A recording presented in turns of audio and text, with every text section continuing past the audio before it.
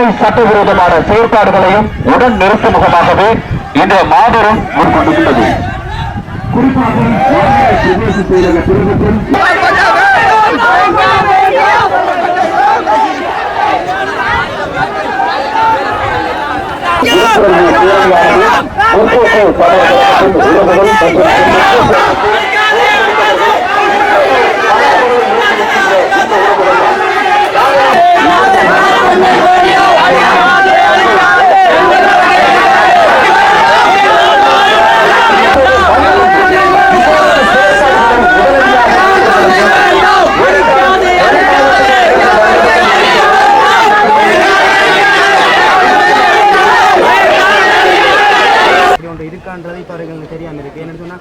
அப்படி ஒன்று இருந்தால் தான் எங்களை கருத்தை முன்வச்சு என்ன எங்களுக்கு தேவை என்ன தேவைன்றதை நாங்கள் முன்வச்சு அவங்களுக்கு தெரியப்படுத்தலாம்.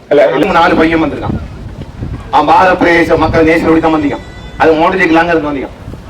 பாரத பிரதேச மக்கள் போரறிவில் இருந்து அவங்க அதனால தம்பி நீங்க நான் திரும்ப உங்களுக்கு ஒரு விஷயத்தை சொல்றேன்.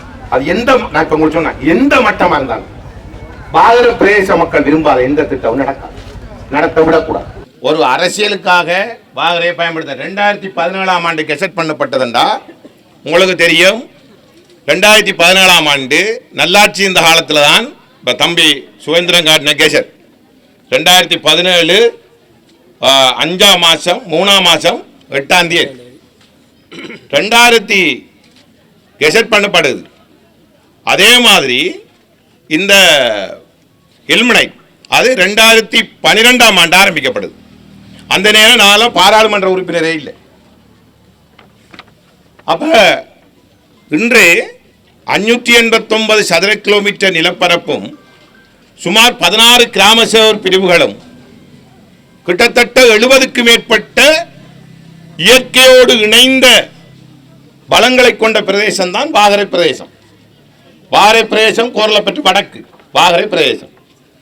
ஆகவே நான் ஒரு விடயத்தை உங்களுக்கு தெளிவாக சொல்லிக் கொள்றேன். நான் ஆளுங்கட்சியில் இருந்தாலும் ஆளுங்கட்சிக்கும் ஆதரவானவன் இல்லை, எதிர்கட்சிக்கும் ஆதரவானவன் இல்லை. நான் பல தடவை சொல்லியிருக்கேன். 2019 எந்த அரசியல்வாதியும் அரசியல்வாதி நான் சொல்றது மக்கள் ஆர்ப்பாட்டம் பண்ணினாங்க. ஆனா 2019ஆம் ஆண்டு வாகரை பிரதேசத்தில் மட்டுமல்ல ஒட்டுமொத்த மட்டக்களப்பு மக்களையும் இணைத்துக் கொண்டு மட்டக்களப்பு டவுன்ல 2019 ஏப்ரல் 20 இல்முனைட் தொடக்கம் இந்த ராட்பண்ணைகளுக்கு எதிராக பாரிய ஆர்ப்பாட்டத்தை மேற்கொண்ட ஒரே ஒரு தமிழ் எம்பி நான் தான். சரிதானே? இதை முதலாவது நாங்கள் விளங்குவோம்.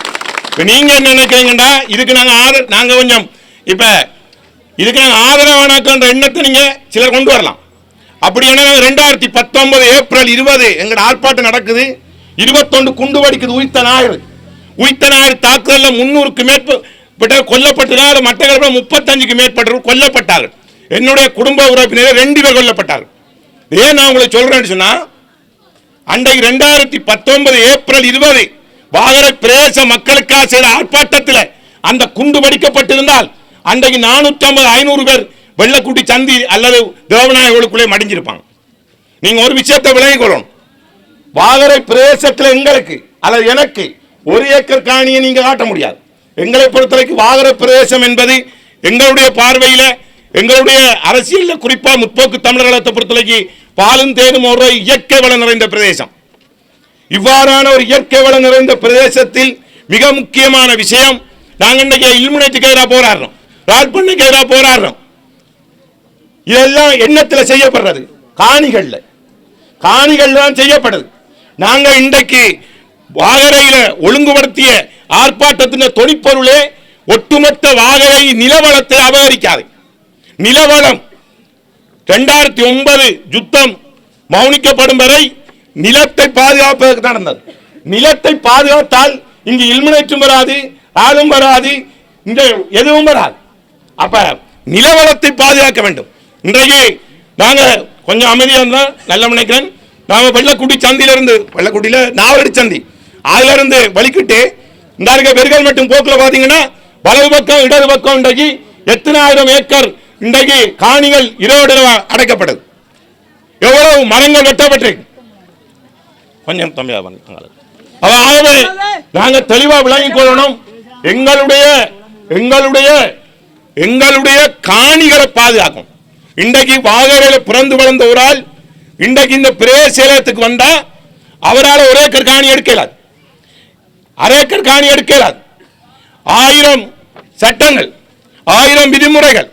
ஆனா இன்றைக்கு இந்த பிரதேசத்தில் பிறக்காத, இந்த பிரதேசத்தில் வாழாத எங்கேயோ இருக்கிற ஒரு வெளிநாட்டவருக்கு அல்லது எங்கேயோ இருக்கிற தென்னிலங்கையில் ஒருவருக்கு இன்றைக்கு நூற்றுக்கணக்கான ஏக்கர்கள் தாரை வார்த்து கொடுக்கப்பட்டது. இன்றைக்கு இல்லை, வாகன அபகரிக்கப்படுறது இன்றைக்கு இல்லை. இது தொடர்ச்சியாக நாங்கள் 2015 அரசுக்கு வந்தார்கள், தொடர்ச்சியாக இடம்பெற்றுக் கொண்டிருக்கு. இன்றைக்கு எதிர்கட்சியில் இருக்கிற எம்பி இதை எதிர்க்கலாம், அவர் எதிர்கட்சி. ஆனா இதுல மிக முக்கியம், இன்றைக்கு ஆளுங்கட்சியில் இருக்கிற எம்பியை எதிர்த்திருக்கிறார் என்றான் விளைக்கணும். சரியானே? அரசாங்கத்தில் இருந்தாலும் நாங்கள் அரசாங்கத்துக்கு ஆதரவானாக்கள் இல்லை, எதிர்கட்சியில் இருந்தாலும் எதிர்கட்சிக்கு ஆதரவானாக்கள் இல்லை. எதிர்கட்சிகளுக்குள்ளே நாங்கள் 2019 பாரிய ஆர்ப்பாட்டத்தை மேற்கொண்டோம்.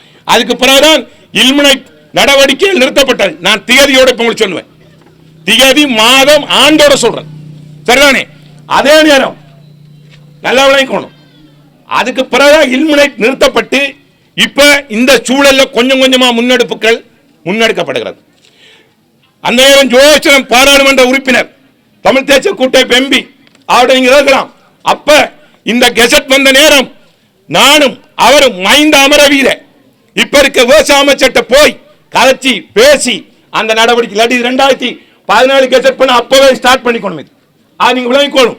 அந்த நேரம் எல்லாம் ஒருவரும் வாய் திறக்கல. நீங்க வேண்டாம் ஐயாட்ட கேட்கலாம். நான் ஒரு மைந்த அமரவீர அலுவலகத்துக்கு போய் இது ஏன் சொல்றேன்டா, வாகர பிரதேசத்தை வச்சு நாங்க அரசியல் செய்ய விரும்பல. அது எங்க நோக்கம் இல்லை. எங்களுக்கு நோக்கம் இங்க இருக்க 10,000க்கு மேற்பட்ட குடும்பங்கள் கடந்த 30 வருஷ யுத்தத்தில் கண்ணை இழந்து, கையை இழந்து, காலை இழந்து, உயிரை இழந்து, உடைமைகளை இழந்து இருக்கிற ஒரு சமூகத்திற்கு 2 ஏக்கர் காணி இங்க அரச காணிகள் கிடக்கு. இந்த அரச காணிகளை ஒவ்வொரு ஆளுக்கும் ஒரு ஏக்கர் ஏன் பிரிச்சு கொடுக்க முடியாது? ஏன் 2 ஏக்கர் பிரிச்சு கொடுக்க முடியாது? கடந்த காலங்களில் வாகரையிலிருந்து காணி கச்சேரிக்கு தங்களுடைய பெயர்களை போட்டு இதே மண்ணில பிறந்து வளர்ந்தார்கள் கொடுத்த நேரம் அதை கசக்கி தூக்கி எறிஞ்ச வரலாறு இருக்கு. அந்த ஏன் பிரேசத்துக்கு முன்னால சேரும். நான் இப்ப உங்களுக்கு வாசிப்பேன். இல்முனைத்துக்கு எந்தெந்த திணைக்கள அனுமதி கொடுத்தாண்டி, எந்தெந்த திணைக்களங்க எப்ப அனுமதி கொடுத்தாண்டி நீங்க நினைக்க கூடாது. இப்ப நாங்க நினைக்கிறோம் இது எங்கேயோ கொழும்புல இருந்து ரொம்ப திடீர்னு செய்யாண்டி இல்ல இல்ல. அதை நாம் இங்க இருக்கிற மாவட்டத்தில் இருக்கிற பிரதேச மட்டத்தில் இருக்கிற பல திணைக்களங்களுக்கு அனுமதி கொடுக்கும். அனுமதி கொடுக்கும்போது என்ன வேணும்? அந்தந்த கிராம மட்ட மக்கள்கிட்ட பேசணும், கிராம மட்ட அமைப்புகள்கிட்ட பேசணும். இதுல உங்களுக்கு சம்மதமா, இது வாரது உங்களுக்கு சரியாண்டு அவங்களோட சம்மதத்தை பெற்றுக்கொண்டுதான் அந்த திட்டத்தை நடைமுறைப்படுத்தும். இது மக்களுக்கு எல்லா அனுமதிகளையும் முடிச்சுக்கொண்டு வர்த்தக மாநிலம் வந்ததுக்கு பிறகு சனத்துக்கு அப்பா தெரிய வருது, ஓஹோ இந்த திட்டம் வருது. ஆகவே இங்க இருக்கிற பிரதேசபையா இருக்கலாம், பிரதேசமா இருக்கலாம், விவசாய திணைக்களமா இருக்கலாம், ஒட்டுமொத்த வாரர்களுக்கு அத்தனை அரசாங்க திணைக்களங்களும் வாகர மக்களுக்கு என்றதை மறந்துடக்கூடாது. கொழும்புல இருக்கிறாளுக்கு, அம்பாந்தோட்டையில் இருக்கிறாளுக்கு, காலியில் இருக்கிறாளுக்கு வேலை செய்யறதுக்கு வாகர பிரதேசம் இல்லை, வாகர பிரதேசம் இல்லை, விவசாய திணைக்களம் இல்லை. நான் ஒரு நாள் வந்து எல்லா திணைக்களங்களையும் விசிட் பண்ணேன். 3 மணி கிட்டத்தட்ட. அது நான் படத்தை சொல்ல விரும்பல. ஏன் சொல்லவார் என்றால் வாகர மக்கள் இது ஒரு விழிப்புணர்வு பேரணி. ஆனா வாகர மக்கள் விழிப்பா இருக்கிறாங்க. அதான் இங்க பாராட்ட வேண்டிய விஷயம். மட்டக்களப்பில் வாகர பிரதேசத்தில் மட்டும் இல்லை, இன்றைக்கு மட்டக்களப்பில் வெறுகல்ல இருந்து துறநீராவண வரை படுவாங்கரையும் எழுவாங்கரையும் இன்றைக்கு அபகரிக்கப்பட்டு கொண்டாரு. எல்லா பகுதிகளையும் நாங்க என்ன சொல்றோம், இன்றைக்கு இதோடு மரங்கள் வெட்டப்பட்டு வெள்ள கட்ட தூண் போடப்பட்டு கடற்கரை தொங்கல் காணி அடக்கப்படுது. பக்கத்தில் இருக்கிற நாங்கள் கட்ட வரம் எங்க இந்த ஒரு காணி எடுக்கிறா எங்க போகணும் யோசிச்சு பார்க்கணும். ஆகவே எம்மை பொறுத்தளவிற்கு இந்த ஒட்டுமொத்த மக்கள் எதிர்பார்த்திருக்கிறது பிரச்சனை இல்லை, அவங்களுக்கு தேவை தீர்வு. சரியா பிள்ளையா? எங்களுக்கு எங்களோட பிரதேசம் பாதுகாக்கப்படும், எங்களுக்கு பிரச்சனை தேவையில்லை, எங்களுக்கு தீர்வு தான் வேணும். இயற்கையான மீன்பிடி, இயற்கையான நண்டு வளர்ப்பு எல்லாம் இங்க இயற்கையா கொட்டி கிடக்கு. ஆகவே அதை பாதிக்க கூடாது. வாகரை இந்த மனித வளத்தையும் பௌதிக வளத்தையும் பாதிக்கின்ற எந்த திட்டத்துக்கும் முற்போக்கு தமிழர் கழகம் என்ற அடிப்படையில் நாங்கள் ஒருபோதும் நாங்கள் அனுமதிக்க மாட்டோம், அதுக்கு துணை போக மாட்டோம் தெளிவாச்சுக்கிறோம். அண்மையில் ரால் பண்ண சம்பந்தமா 2 பையன்கள் மாவட்ட அபிவிருத்தி குழுக்கு வந்தவங்க. நான் அவங்களோட பேசி நான் சொந்தனா கூட அந்த அபிவிருத்தி கூட நான் என்ன சொன்னால் ஒரு அங்குல காணி கூட இந்த இல்முனைச்சோல் இருக்கா பறிவோம் என்றா நான் பார்த்துட்டு இருக்க மாட்டோம். ஏன்னா முதல் எங்கட காணிகளை பாதுகாக்கணும். இன்றைக்கு பாருங்க காணி போறதால தான் அந்த காணியாவும் வேற திட்டத்தை கொண்டு வரான். காணியை பாதுகாத்தான் எந்த திட்டமும் வராது. வட்டவான் ரால் பண்ணேன் இன்றைக்கு மாபியாக்கள் இடமா மாறி இருக்கு. வட்டவான் ரால் பண்ணேன் அரச மானிய நிதியோட வந்தது பாகர மக்களுக்கு வந்து ரால் பண்ணேன். இந்த யாரு செய்யறாத இலங்கை யாரே இல்லை அதுக்குள்ள வேலை செய்யறாங்க. என்ன ஆசைமோ காட்டுறாங்கன்னா நாங்க சோழர் கொண்டு வரோம், நாங்க ரால் பண்ண கொண்டு வரோம், நாங்க இம்னெட் கொண்டு வரோம், பாரதிய தொழில் வாய்ப்பு. அப்படியே நாங்கள் பார்த்த ஒரு கேள்வி கேட்கிறேன். வட்டவான் ரால் பண்ணையில எத்தனை ஆயிரம் பாரதியாக்கள் வேலை செய்யறாங்க? ஒரு 100 பேர், 50 பேர், 10 பேர் இல்ல. ஆனா என்ன காட்டுற ஒரே ஆசை வார்த்தை இத்தனை ஆயிரம் ஏக்கர்ல இந்த அபிவிருத்தி திட்டத்தை செஞ்சா பாரதியாக்களுக்கு இவ்வளவு என்ன வேலை வாய்ப்பு கிடைக்கும் இல்ல. ஒரு ஆள் வாழ்றதுக்காக ஒட்டுமொத்த சமூகத்தை அழிக்கலாது. ஒரு கம்பெனி வாழ்றதுக்காக ஒரு தனிப்பட்ட முதலாளி வாழ்றதுக்காக ஒட்டுமொத்த வாகரையின் நிலவளத்தையும் மனித வளத்தையும் தாரை வார்த்து கொடுக்க முடியாது. அதான் உண்மை.